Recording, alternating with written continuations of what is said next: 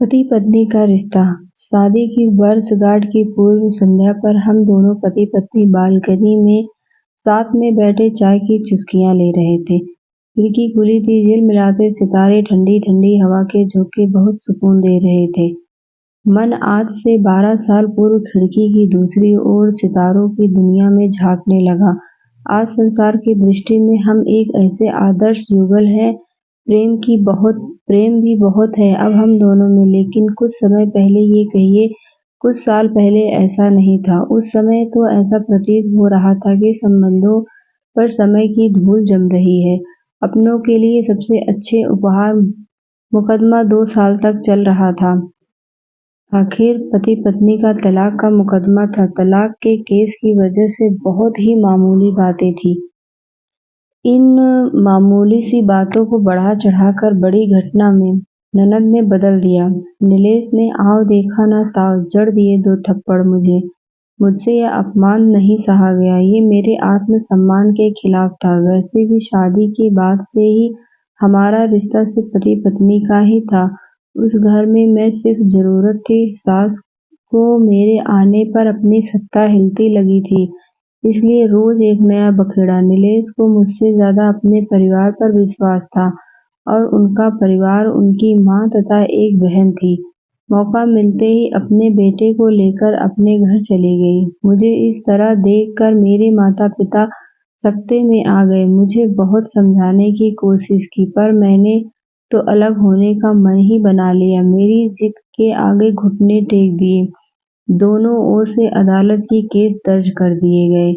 वे चाहते तो मामले को रफा दफा कर दिया जा सकता था, पर नीलेश ने इसे अपने तौहीन समझी। उनके रिश्तेदार के मामले और पेचीदा बना दिया। इस पेचीदा बल्कि संगीन सब रिश्तेदार ने उन्हें खानदान की नाक कटना कहा। यह भी कह कि औरत पवित्रता नहीं है, इसे घर में रखना अपने शरीर में मियादी बुखार पालते रखने जैसा है। बुरी बातें चक्रवृद्धि ब्याज की तरह बढ़ती हैं, सो उनकी तरह खूब आरोप उछाले गए। ऐसा लगता था कि जैसे उस पक्ष के लोग कोई खेल खेल रहे हैं। नीलेश ने मेरे लिए एक असुविधाजनक बातें कही। नीलेश ने मुझे चरित्रहीनता का तो अपने दहेज उत्पीड़न का मामला दर्ज कराया। 6 साल तक शादीशुदा जीवन बिताने और एक बच्चे की माता पिता होने के बाद आज दोनों तलाक के लिए लड़ रहे थे। हम दोनों पति पत्नी के हाथ में तलाक के लिए अर्जी के कागजों के प्रति दोनों चुप थे, दोनों शांत, दोनों निर्विकार। मुकदमा 2 साल तक चला। 2 साल तक हम पति पत्नी अलग रहे थे। इन 2 सालों में बहुत कुछ झेला था। मैंने नौकरी ढूंढ ली थी, बेटे का दाखिला एक अच्छे स्कूल में करा दिया था। सबसे बड़ी बात, हम दोनों में से किसी ने भी अपने बच्चे की मन स्थिर नहीं पड़ी। बेटा हमारे अलग होने के फैसले से खुश नहीं था, पर हम कुछ उसकी आंखों के सामने नहीं हुआ था तो वह चुप था। मुकदमे की सुनवाई पर दोनों का आना होता। दोनों एक दूसरे को देखते और चमचमक पत्थर आपस में रगड़ खा गए थे। दोनों गुस्से में होते, दोनों के बदले की भावना का आवेश होता। दोनों के साथ रिश्तेदार होते जिनकी हमदर्दी में जरा जरा विस्फोट पदार्थ भी छुपा होता। जब हम पति पत्नी कोर्ट में दाखिल होते तो एक दूसरे को देखकर मुंह फेर लेते, जैसे जानबूझकर एक दूसरे की अपेक्षा कर रहे हों। वकील और रिश्तेदार अक्सर उनके साथ होते। दोनों पक्ष के वकीलों द्वारा अच्छा खासा सबक सिखाया जाता, लेकिन हमें क्या कहना, हम दोनों वही कहते। कई बार दोनों के व्यक्तित्व बदलने लगते तो फिर संभव हो जाते। अतः वही हुआ जो सब चाहते थे, यानी तलाक की मंजूरी। पर थोड़ा सोचने का समय दिया गया।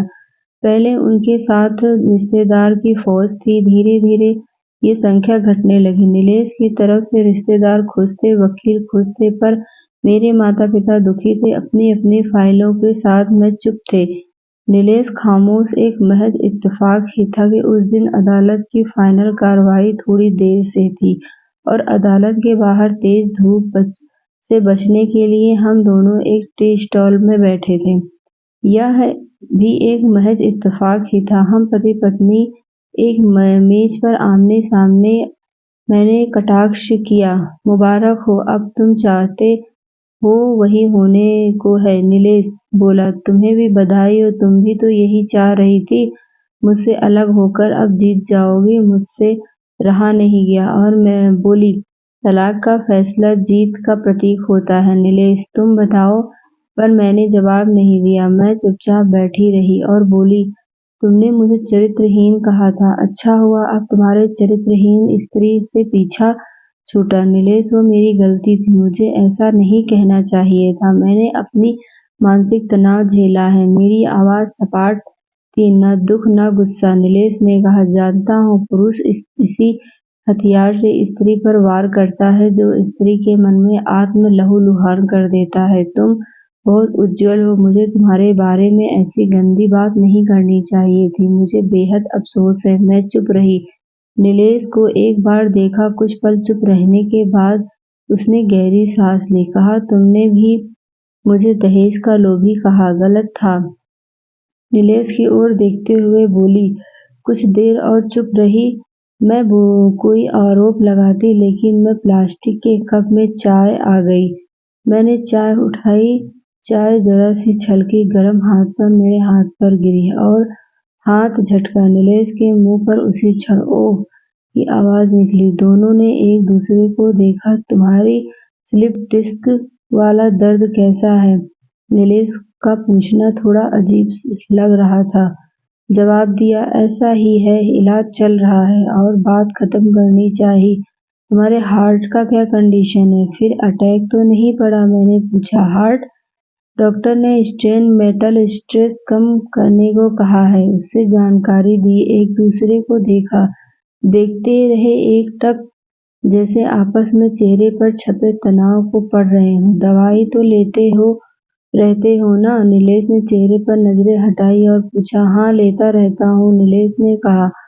तब आज तुम्हारी सांस क्यों फूल रही है? बीपी की गोली समय से लेते हो? पर बस, मुंह हमदर्द लहजे में कहा। आज भूल गया शायद। कुछ इससे और कुछ कहते वह रुक गया।